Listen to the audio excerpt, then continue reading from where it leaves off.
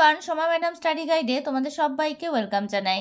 আজকে আমি সপ্তম শ্রেণীর ইতিহাসে ভারতের রাজনৈতিক ইতিহাসের কয়েকটি ধারা এই দ্বিতীয় অধ্যায়টা আলোচনা করব। আমি প্রথম অধ্যায়টা আলোচনা করে দিয়েছি এবং আমি ভিডিওটা অলরেডি শেয়ার করে দিয়েছি। তোমরা যারা ভিডিওটা দেখোনি, ডিসক্রিপশন বক্সে আমি লিঙ্কটা শেয়ার করে দেবো, তোমরা দেখে নেবে। আমি দ্বিতীয় অধ্যায় শুরু করে দিয়েছি এবং কিছুটা অংশ আমি বুঝিয়ে দিয়েছি। আমি পার্ট 1-এর লিঙ্কটাও চ্যানেলে শেয়ার করে দেবো, তোমরা দেখে নেবে অথবা প্লেলিস্ট অন করেও দেখে নিতে পারো। ভিডিওটা বেশি থেকে বেশি লাইক শেয়ার করে নেবে। আর আমার চ্যানেলটিকে এখনও যারা সাবস্ক্রাইব করে উঠতে পারোনি তারা চ্যানেলটিকে সাবস্ক্রাইব করে নেবে। আর পাশে থাকা বেল আইকনটা অবশ্যই প্রেস করে নেবে, যাতে আমি চ্যানেলে নতুন ভিডিও আপলোড করার সাথে সাথে নোটিফিকেশান সবার আগে তোমাদের কাছে পৌঁছে যায়। আমি এর আগে লাইন ওয়াইজ এই অধ্যায়টা বুঝিয়ে দিয়েছি, তোমরা আমার চ্যানেলে ঢুকে প্লেলিস্ট অন করে দেখে নিতে পারো।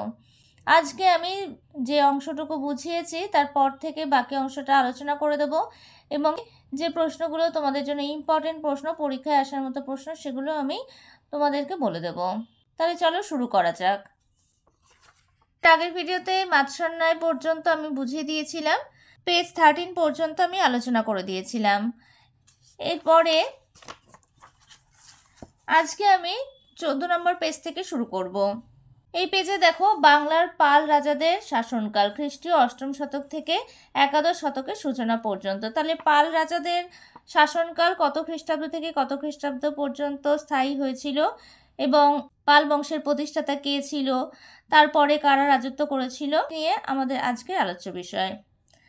তাহলে এর আগে আমরা শশাঙ্কের রাজত্বকাল পর্যন্ত পড়েছি এবং শশাঙ্ক কত পর্যন্ত, কত খ্রিস্টাব্দ থেকে কত খ্রিস্টাব্দ পর্যন্ত রাজত্ব করেছে এবং রাজত্বকাল কতদিন স্থায়ী হয়েছিল এবং কতদূর পর্যন্ত তার সীমানা বিস্তৃত ছিল, এগুলো আমরা পড়েছি।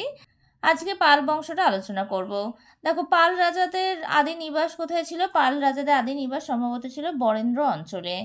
পাল শাসনের প্রথম 100 বছর খ্রিস্ট 8ম শতকের মধ্যভাগ থেকে 9ম শতকের মধ্যভাগ পর্যন্ত তাদের ক্ষমতা বিস্তারের সময় ছিল। তাহলে এই পর্যন্ত তোমরা ব্র্যাকেট করে নাও, এটা কিন্তু খুব ইম্পর্টেন্ট একটা লাইন। কোথায় তাদের আদি নিবাস ছিল এবং কত খ্রিস্টাব্দ থেকে কত খ্রিস্টাব্দ পর্যন্ত তাদের রাজত্বকাল স্থায়ী হয়েছিল, এটা কিন্তু তোমাদের মনে রাখতে হবে। এরপরে দেখো চলে আসো, পরের প্যারা চলে আসে, দেখো পাল বংশের প্রতিষ্ঠাতা গোপাল। তাহলে পাল বংশের প্রতিষ্ঠাতাকে, এটা শর্ট কোশ্চেন হিসেবে আসতে পারে, এটা তোমরা আন্ডারলাইন করে নেবে। পাল বংশের প্রতিষ্ঠাতা হলেন গোপাল। বাংলার অধিকাংশ এলাকায় তিনি নিজের শাসনের আওতায় এনেছিলেন।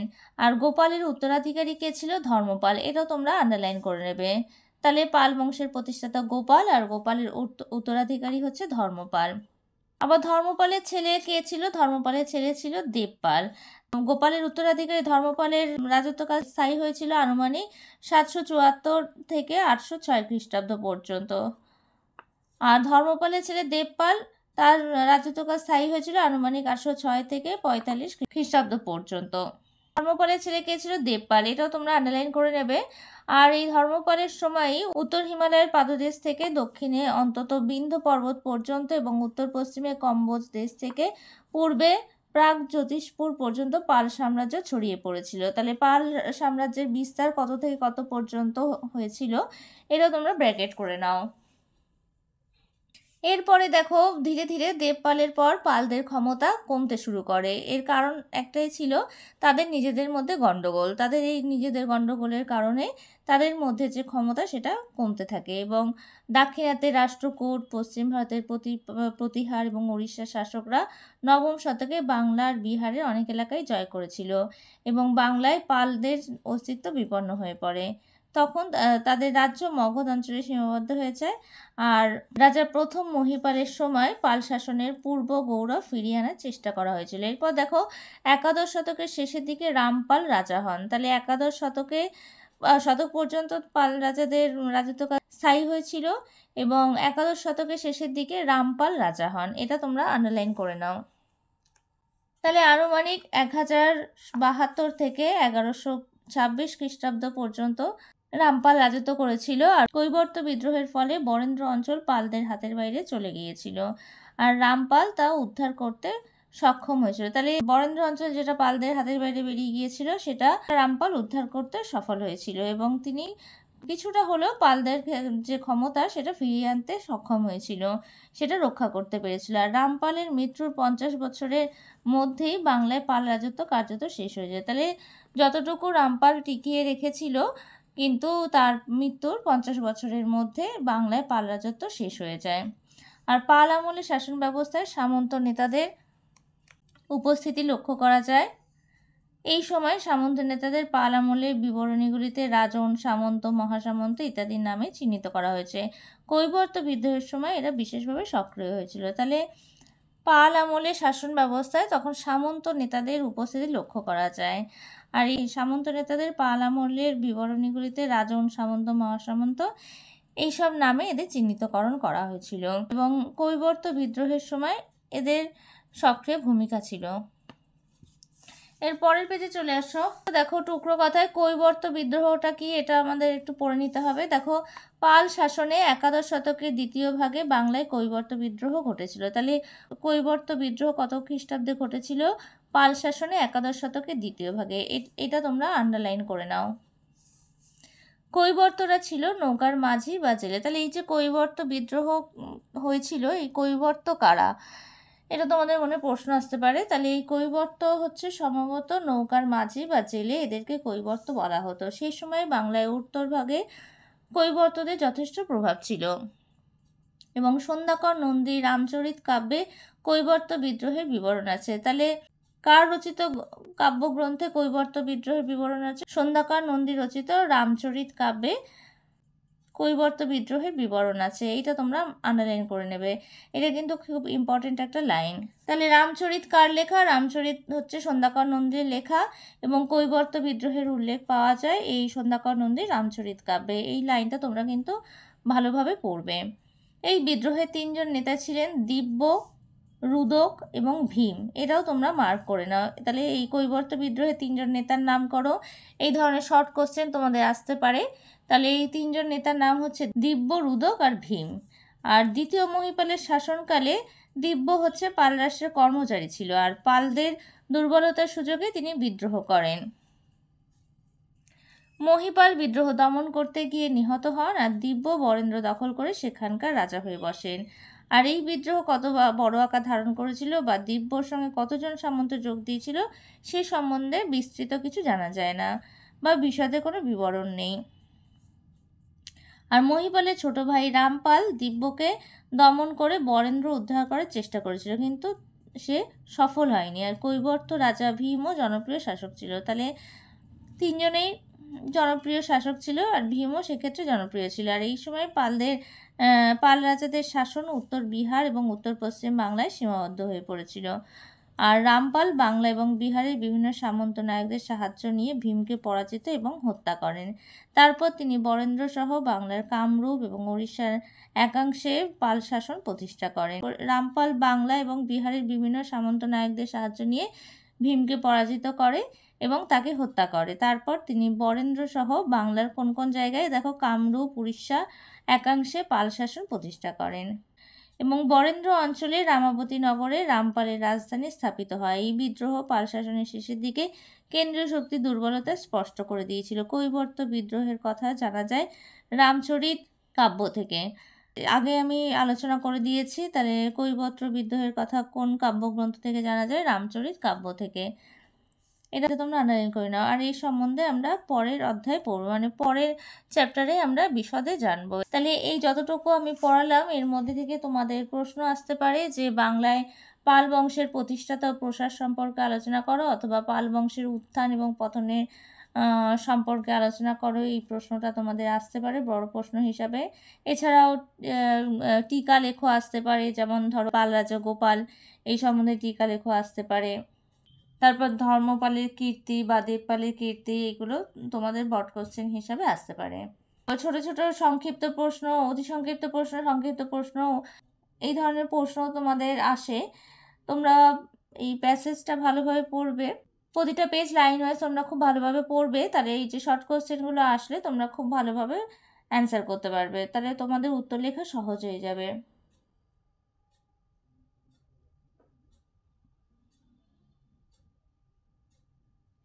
তাহলে কিভাবে শর্ট কোশ্চেন হিসেবে আসতে পারে বাংলায় পাল রাজাদের আদি নিবাস কোথায় ছিল, যেটা আমি তোমাদেরকে বললাম বরেন্দ্র অঞ্চলে। এটা তোমরা অবশ্যই আন্ডারলাইন করে নেবে। এই শর্ট কোশ্চেন হিসাবে কিন্তু এই প্রশ্নগুলো আসে।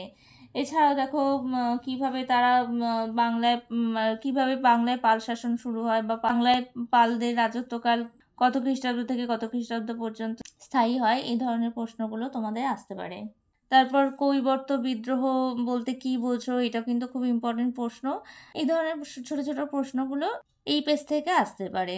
নেক্সট দেখো, বাংলায় পাল রাজাদের শাসনকালের পর বাংলায় সেন রাজারা রাজত্ব করেছিল। তাদের শাসনকাল দেখো কত খ্রিস্টাব্দ থেকে কত খ্রিস্টাব্দ পর্যন্ত ছিল বা স্থায়ী হয়েছিল। দেখো, বাংলার সেন রাজারা খ্রিস্টীয় একাদশ শতকে শাসন শুরু করেছিলেন এবং ত্রয়োদশ শতক শুরু হওয়ার অল্প কয়েক বছরের মধ্যে সেন শাসন শেষ হয়ে যায়। তাহলে এই দুটো লাইন তোমরা ব্র্যাকেট করে নাও বা আন্ডারলাইন করে নাও। এই দুটো লাইন কিন্তু খুব ইম্পর্টেন্ট। একাদশ শতক পর্যন্ত বাংলায় পালরা রাজত্ব করেছিল এবং একাদশ শতকের পরে সেন রাজারা রাজত্ব করেছিল এবং তাদের রাজত্বকাল স্থায়ী হয়েছিল ত্রয়োদশ শতক শুরু হওয়ার কয়েক বছরের মধ্যে, মানে ওই সময়টুকুর মধ্যে তাদের রাজত্বকাল স্থায়ী হয়েছিল। আর সেন রাজাদের আদি বাসস্থান ছিল দক্ষিণ ভারতের কর্ণাট অঞ্চল, অর্থাৎ মহীশূর এবং তার আশেপাশের এলাকা। এটাও তোমরা ব্র্যাকেট করে নাও। পাল রাজাদের আদি নিবাস ছিল বরেন্দ্র অঞ্চল, আর সেন রাজাদের আদি নিবাস ছিল বা আদি বাসস্থান ছিল দক্ষিণ ভারতের কর্ণাট অঞ্চল, মানে হচ্ছে মহীশূর এবং তার আশেপাশের এলাকা। এইগুলো কিন্তু তোমাদের মনে রাখতে হবে, শর্ট কোশ্চেন হিসাবে আসে।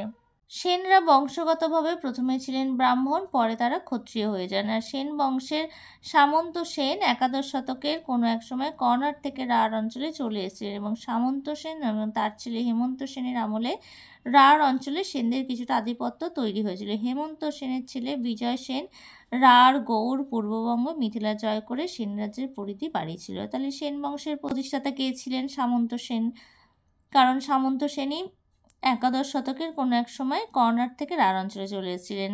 তখন সামন্ত সেন এবং তার ছেলে হেমন্ত সেনের আমলে কিন্তু এই রাঢ় অঞ্চলের আধিপত্য তৈরি হয়েছিল এবং তার ছেলে বিজয় সেন এই রাঢ়, গৌড়, পূর্ববঙ্গ, মিথিলা জয় করে সেখানে সেন রাজ্যের পরিধি বাড়িয়েছিলেন। তাহলে এই যে প্রথম প্যারাটা, এই প্যারাটা কিন্তু তোমরা খুব ভালোভাবে পড়বে। এখানে প্রচুর প্রশ্ন তোমরা পেয়ে যাবে। সেন বংশের প্রতিষ্ঠাতা কে, তার উত্তরাধিকারী কে ছিলেন, এই ধরনের শর্ট কোশ্চেনও আসে তোমাদের। আর ব্রড কোশ্চেন কী কী আসতে পারে সেটা আমি সেন বংশের শাসনকালটা বোঝানো হয়ে গেলে আমি বলে দেবো যে কী ধরনের ব্রড কোশ্চেন তোমাদের আসতে পারে। এরপরের পেজে দেখো, এরপর দেখো পরবর্তী শাসক কে ছিলেন? বল্লাল সেন। কত খ্রিস্টাব্দ থেকে কত খ্রিস্টাব্দ পর্যন্ত? আনুমানিক 1159 থেকে 79 খ্রিস্টাব্দ পর্যন্ত পাল রাজা গোবিন্দ পালকে পরাস্ত করেছিলেন। 1159 থেকে 79 খ্রিস্টাব্দ পর্যন্ত এই বল্লাল সেন রাজত্ব করেছিলেন এবং পাল রাজা গোবিন্দ পালকে পরাস্ত করেছিলেন। পরবর্তী শাসক বল্লাল সেন পাল রাজা গোবিন্দ পালকে পরাস্ত করেছিলেন এবং বল্লাল সেন এইভাবে পাল রাজত্বের উপর চূড়ান্ত আঘাত করেন। আর বল্লাল সেন সমাজ সংস্কার করে রক্ষণশীল গোঁড়া ব্রাহ্মণ আচার আচরণকে প্রতিষ্ঠা করেছিলেন। বল্লাল সেনের ছেলে কে ছিল? বল্লাল সেনের ছেলে এবং উত্তরাধিকারী ছিল লক্ষণ সেন। প্রয়াগ, বারাণসী এবং পুরীতে তার ক্ষমতা প্রতিষ্ঠিত হয়েছিল। তিনি কত খ্রিস্টাব্দ থেকে কত খ্রিস্টাব্দ অবধি ছিলেন? দেখো, 1179 থেকে 1204 বা 5 খ্রিস্টাব্দ পর্যন্ত।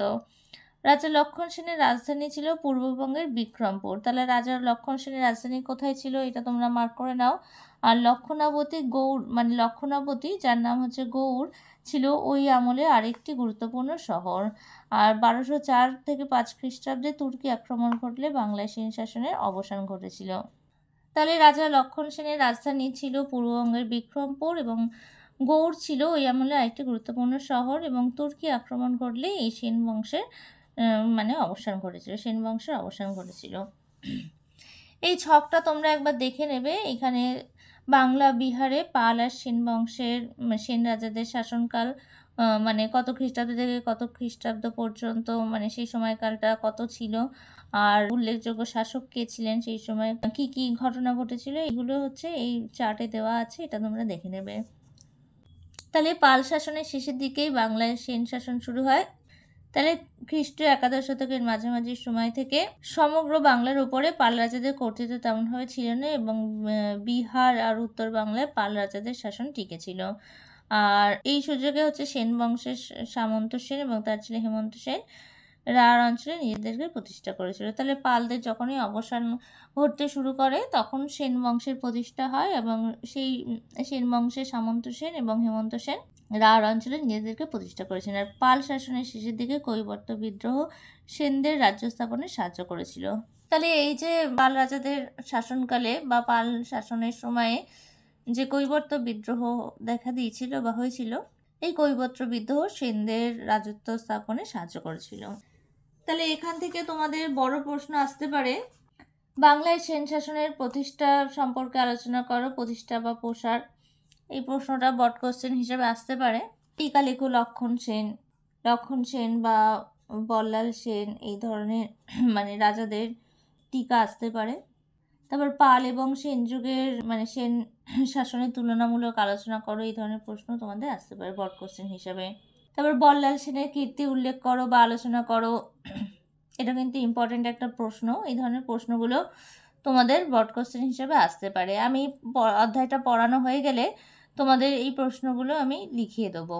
এরপর দেখো অন্যান্য আঞ্চলিক শক্তির উত্থান। তাহলে আমরা বাংলার কথা এতক্ষণ পড়ছিলাম। এরপর দেখো বাংলার বাইরে খ্রিস্টীয় 7ম এবং 8ম শতাব্দীতে উত্তর এবং দক্ষিণ ভারতে বেশ কিছু নতুন রাজবংশ এবং রাজত্বের উত্থান হয়েছিল। এই নতুন রাজবংশগুলি স্থানীয় শক্তিশালী ব্যক্তিদের উপস্থিতি মেনে নিয়েছিল। বড় বড় জমির মালিক বা যোদ্ধী নেতাদের অনেক ক্ষেত্রে সামন্ত, মহাসামন্ত বা মহামণ্ডলেশ্বর ইত্যাদি উপাধি দেওয়া হতো। তাদের বদলে এরা রাজা বা ঊর্ধ্বতন কর্তৃপক্ষকে খাজনা ও উপঢৌকন দিত। বাংলার বাইরে খ্রিস্টীয় 7ম থেকে অষ্টাদশ শতাব্দীতে উত্তর দক্ষিণ ভারতে কিছু রাজবংশ বা রাজত্বের উত্থান হয়েছিল এবং এই যে নতুন রাজবংশগুলো হয়েছিল এগুলো স্থানীয় শক্তিশালী ব্যক্তিদের উপস্থিতি মেনে নিয়েছিল এবং তারা বিভিন্ন বড় বড় জমির মালিক বা বিভিন্ন নেতা নেত্রীদের অনেক ক্ষেত্রে সামন্ত, মহাসামন্ত, মহামণ্ডলেশ্বর এইসব উপাধি দেওয়া হতো এবং এরা কি করতো, এই উপাধির বদলে রাজা বা ঊর্ধ্বতন কর্তৃপক্ষকে খাজনা বা উপঢৌকন দিত। এমনকি প্রয়োজনে রাজার ডাকে সৈন্য নিয়ে যুদ্ধ হাজিরও হতো। কখনো আবার এদের মধ্যে কেউ কেউ রাজার দুর্বলতার সুযোগ নিয়ে স্বাধীনভাবে নিজেদের অঞ্চলে শাসন করতে শুরু করেছিল। 8ম শতাব্দীর মাঝামাঝি সময়ে এক রাষ্ট্রকূট নেতা দণ্ডী দুর্গ চালুক্য শাসককে ক্ষমতা থেকে সরিয়ে নিজে স্বাধীন রাজা হয়ে বসেন। অনেক সময় সামরিক কৃতিত্বের অধিকারী মানুষেরা পারিবারিক শক্তির সাহায্যে নতুন রাজ্য স্থাপনে উদ্যোগী হয়। এইরকম কয়েকটি রাজবংশের কথা এখানে আমরা জানব। তাহলে এই যে সামরিক কৃতিত্বের অধিকারী মানুষেরা তাদের পারিবারিক শক্তির সাহায্যে নতুন রাজ্য স্থাপনে উদ্যোগী হতো, সেই ধরনের কিছু রাজবংশ এবার আমরা জানবো। যেমন দেখো বাংলা, বিহার এবং ঝাড়খণ্ডের বিস্তীর্ণ অঞ্চলে পাল রাজারা রাজত্ব করতেন। আর এদের কথা আমরা তো আগে পড়লাম। এরপর দেখো দ্বিতীয় শক্তি ছিল গুর্জর প্রতিহার। এরা রাজস্থান, গুজরাটের বৃহৎ অঞ্চলে শাসন করত। আর এদের মধ্যে রাজা ভোজ খুব ক্ষমতাবান ছিলেন। তিনি কনৌজ দখল করে তার রাজ্যের রাজধানী স্থাপন করেন। পরবর্তীকালে বহু আক্রমণের মুখে প্রতিহাররা দুর্বল হয়ে পড়ে। তাহলে এই পাল সেন রাজাদের মতনই এরা তো প্রথম দিকে রাজত্ব করেছিল, তারপরে গুর্জর প্রতিহার নামে আঞ্চলিক শক্তির আবির্ভাব হয় এবং এরা রাজস্থান আর গুজরাটের বৃহৎ অঞ্চলে শাসন করত। এই আঞ্চলিক শক্তির মধ্যে রাজা ভোজ খুব ক্ষমতাবান ছিল। তিনি কনৌজ দখল করে তার রাজধানী সেখানে স্থাপন করেন। এরপর দেখো হর্ষবর্ধনের সময় থেকে কনৌজ উত্তরাপথের অবস্থানগত দিক নিয়ে গুরুত্বপূর্ণ হয়ে উঠেছিল।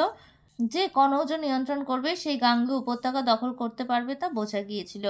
আর এই অঞ্চলে নদীভিত্তিক বাণিজ্য এবং খনিজ দ্রব্য আর্থিক দিক থেকে লোভনীয় ছিল। কনৌজ শেষ পর্যন্ত কে দখলে রাখতে পারবে এই নিয়ে 8ম শতাব্দী থেকে পাল, গুর্জর প্রতিহার এবং রাষ্ট্রকূট বংশের মধ্যে টানা লড়াই চলেছিল। একে ত্রিশক্তির সংগ্রাম বলা হয়। তাহলে ত্রিশক্তির সংগ্রাম বলতে কি বোঝো, এটা কিন্তু একটা ইম্পর্টেন্ট প্রশ্ন। এটা শর্ট কোশ্চেন হিসাবে আসতে পারে। আর ত্রিশক্তি কারা, এই ধরনের শর্ট কোশ্চেন কিন্তু আসতে পারে। এই ত্রিশক্তির সংগ্রামের কারণ কি বা এর ফল কি হয়েছিল, এই ধরনের প্রশ্ন কিন্তু তোমাদের আসবে। এখান থেকে তোমরা ব্র্যাকেট করে নিতে পারো কনৌজ শেষ পর্যন্ত কে দখলে রাখতে পারবে এই নিয়ে 8ম শতাব্দী থেকে পাল, গুর্জর প্রতিহার এবং রাষ্ট্রকূট বংশের মধ্যে টানা লড়াই চলেছিল। একে ত্রিশক্তি সংগ্রাম বলা হয়। এখান থেকে মার্ক করতে বলছি কারণ এটা শর্ট কোশ্চেন হিসেবে আসলে তোমরা এইটুকখানি লিখলেই হয়ে যাবে, অসুবিধা হবে না। আর ব্রড কোশ্চেন আসলে সেটা আমি পরে তোমাদের লিখিয়ে দেবো। প্রায় 200 বছর ধরে চলা যুদ্ধ কলহে 3টি বংশের শক্তি শেষ হয়ে যায় এবং এই সময়ে পাল রাজাদের ক্ষমতা কমে গেলে বাংলায় সেন রাজত্ব শুরু হয়েছিল। তাহলে এই 3টে শক্তির মধ্যে যে সংগ্রাম হয়েছিল এটা চলেছিল টানা 200 বছর ধরে। এই যুদ্ধ চলেছিল টানা 200 বছর ধরে এবং এত দীর্ঘ সময় ধরে যুদ্ধ হওয়ার ফলে 3টে বংশের শক্তি কিন্তু ধীরে ধীরে শেষ হয়ে যায় এবং পাল রাজাদের ক্ষমতা চলে গেলে বাংলায় সেন রাজত্ব শুরু হয়েছিল। এরপরে দেখো পাল রাজাদের শাসনকাল পড়লাম, সেন রাজাদের শাসনকাল পড়লাম, এরপর আসছে চোল শক্তি। এই সময় দক্ষিণ ভারতে বেশ কিছু আঞ্চলিক শক্তির বিকাশ হয়েছিল। পল্লব, পাণ্ডব এবং বিশেষত চোলরা শক্তিশালী হয়ে উঠেছিল। তাহলে এরা হচ্ছে আঞ্চলিক শক্তি হিসাবে শক্তিশালী হয়ে উঠেছিল। তাহলে এদের মধ্যে পল্লব, পাণ্ডব এবং চোলরা শক্তিশালী হয়ে উঠেছিল। কাবেরী এবং তার শাখা নদীগুলির বদ্বীপকে ঘিরে চোল রাজ্য গড়ে উঠেছিল। সেখানকার রাজা মুট্টাবাইয়াকে সরিয়ে বিজয়ালয় চোল রাজ্য প্রতিষ্ঠা করে। তাহলে চোল রাজ্য প্রতিষ্ঠা কিভাবে হয়েছিল? কাবেরী এবং তার শাখা নদী বদ্বীপকে ঘিরে চোল রাজ্য গড়ে উঠেছিল এবং সেখানকার রাজা মুট্টাবাইয়াকে সরিয়ে বিজয়ালয় চোল রাজ্যের প্রতিষ্ঠা কে করেছিলেন? বিজয়ালয়। কত খ্রিস্টাব্দ থেকে কত খ্রিস্টাব্দ পর্যন্ত? 846 থেকে 871 খ্রিস্টাব্দ পর্যন্ত। এবার দেখো থাঞ্জাভুর বা তাঞ্জোর নামে একটি নগরী তৈরি হয় যা চোলদের রাজধানী ছিল। তাহলে চোলদের রাজধানী কোথায় ছিল? এটা কিন্তু ইম্পর্টেন্ট একটা প্রশ্ন, এটা কিন্তু তোমাদের আসে এই প্রশ্নটা। তাহলে থাঞ্জাভুর বা তাঞ্জোর হচ্ছে চোলদের রাজধানী ছিল, এটা তোমরা আন্ডারলাইন করে নেবে।